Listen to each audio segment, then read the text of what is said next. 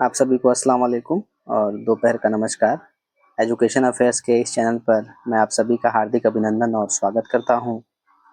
जिस प्रकार से एक शिक्षक छात्रों के सर्वांगीण विकास में पूर्ण पूर्ण योगदान देता है तथा वह अपने कौशल के माध्यम से बालकों को सीखने में बहुत सारी सहायताएं प्रदान करता है, पर कई बार वह बहुत सारी चीज़ों से प्रभावित होता है तथा प्रभावित करता है।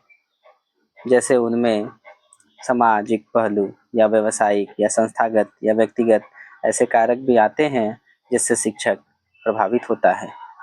तो आज का हमारा टॉपिक भी कुछ इसी प्रकार से होने वाला है कि शिक्षक विकास के को प्रभावित करने वाले कारक कौन कौन से हैं। आइए इसके विषय में विस्तार पूर्वक चर्चा करते हैं कि शिक्षक विकास को कई कारक प्रभावित करते हैं, जिनमें व्यक्तिगत, व्यावसायिक, संस्थागत और सामाजिक पहलू शामिल हैं। आइए इनको विस्तार से समझते हैं। सबसे पहला है व्यक्तिगत कारक कि व्यक्तिगत कारक किस प्रकार से एक शिक्षक विकास को या एक शिक्षक को प्रभावित करता है। आइए हम समझते हैं।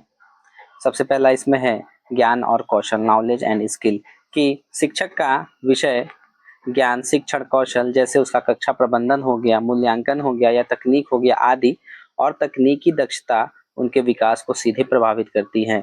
कहीं ना कहीं एक अध्यापक जो कि ज्ञान और कौशल से भरपूर है, यदि उसका कक्षा प्रबंधन या मूल्यांकन करने का तरीका बहुत ही अच्छा है तो कहीं ना कहीं उसमें वह आगे ज़रूर बढ़ेंगे तथा अपने बच्चों के विकास में बहुत सारा योगदान देंगे। परंतु अगर इन सब की कमी है तो कहीं ना कहीं उन्हें कई सारी समस्याएं आने वाली हैं।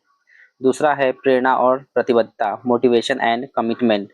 मोटिवेशन एंड कमिटमेंट से क्या तात्पर्य है कि जैसे कि कोई व्यक्ति या फिर एक शिक्षक जब आंतरिक रूप से प्रेरित रहता है तो उसे कहीं ना कहीं एक आंतरिक प्रेरित रहेगा तो शिक्षक क्या होंगे, लगातार विकसित होने के लिए प्रेरित हो रहेंगे। यहाँ पे आंतरिक प्रेरित से मतलब है कि वह किसी या तो सैलरी के कोई उनको लालच ना हो या लोभ ना हो, या तो और किसी प्रकार का लोभ ना हो।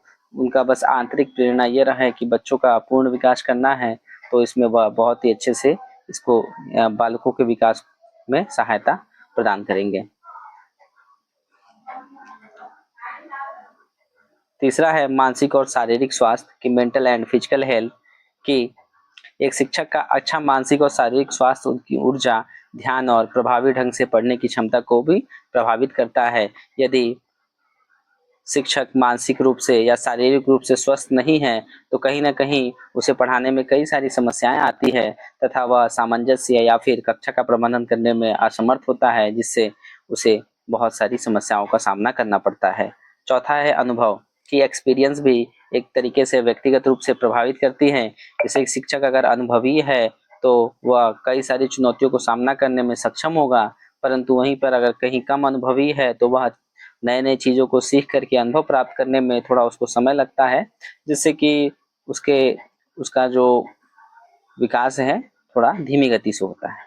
पांचवा है सीखने की शैली और आत्मचिंतन, learning style and self reflection. इससे क्या तात्पर्य है कि शिक्षक अपनी सीखने की शैली के प्रति जागरूक है और वे अपनी कक्षा के अनुभवों पर कितना आत्मचिंतन करते हैं, यह उनके विकास को भी बढ़ावा देती हैं। ये थे व्यक्तिगत कारण। अब देखते हैं कि इसमें व्यावसायिक कारण कौन कौन से हैं, प्रोफेशनल फैक्टर्स कौन कौन से। पहला है सतत व्यावसायिक विकास, कॉन्टिन्यूअस प्रोफेशनल डेवलपमेंट, सीडीपी। इससे क्या तात्पर्य है कि उच्च गुणवत्ता वाले प्रशिक्षण कार्यक्रम या फिर बहुत सारी कार्यशालाओं का आयोजन कराया जाता है, या सेमिनार हो गए या फिर ऑनलाइन पाठ्यक्रम जो शिक्षकों को क्या करते हैं, नए नए तरीके, नवीनतम शैक्षिक ज्ञान या अपडेट देने में मदद करते हैं, तो कहीं ना कहीं शिक्षक उस चीज से भी प्रभावित होते हैं।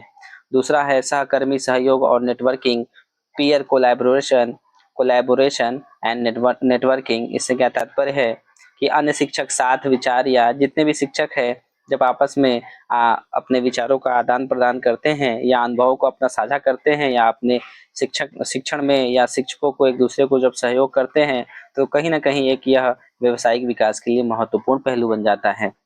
तीसरा है मेंटरशिप और कोचिंग।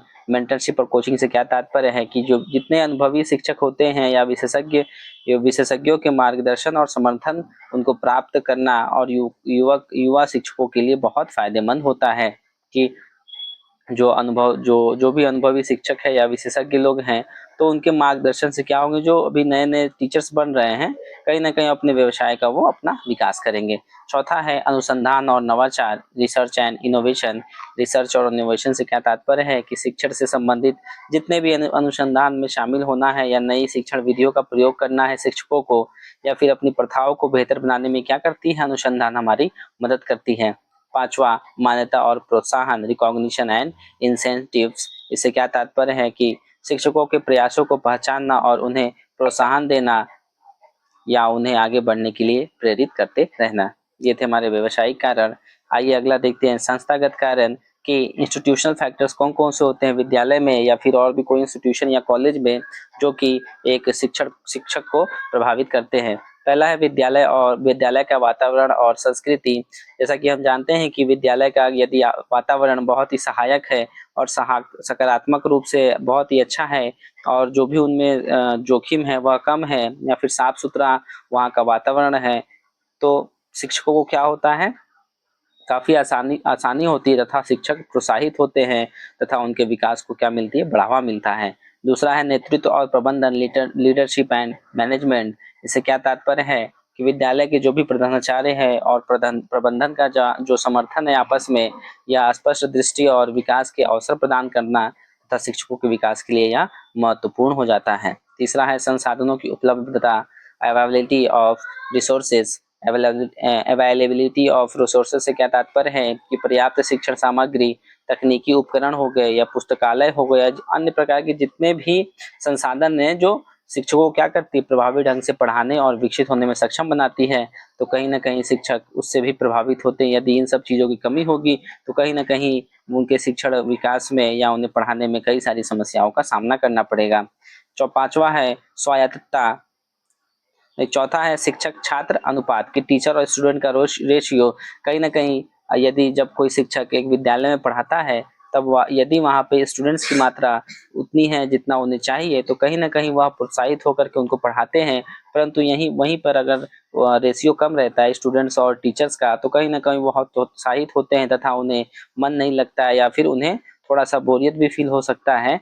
तो इसके माध्यम से क्या होना है, टीचर और जो स्टूडेंट का रेशियो हो वह सही होना चाहिए, एक समान रूप से जो निर्धारित की गई है वह होनी चाहिए। स्वायत्तता, ऑटोनॉमी। ऑटोनॉमी से तात्पर्य है कि शिक्षकों को पाठ्यक्रम, शिक्षण विधियों और मूल्यांकन में कुछ हद तक स्वायत्तता मिलने से अधिक रचनात्मक और प्रभावी हो सकते हैं।